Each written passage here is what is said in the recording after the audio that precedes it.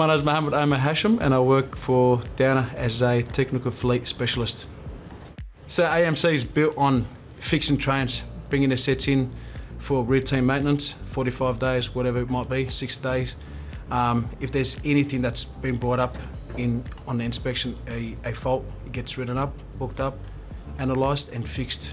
Building a good customer relationship is liaising with the customer, meeting the person face to face, is in the person to reach out to when you have an issue. Sydney Trains is our customer primarily. We take care of A sets, B sets and M sets.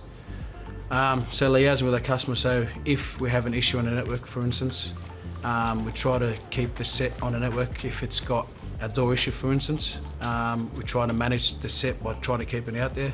We can't fix the door in service, we bring the set back to AMC. We assess the fault by updating a work order. We look at the logs, we find out what is happening with the door, so looking at the ECUs, what needs to be done to fix the fault. We give further instructions to the technician, please adjust a cam switch, for instance, or grease the door.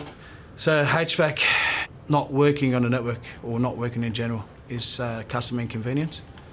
We pretty much try to reset the HVAC.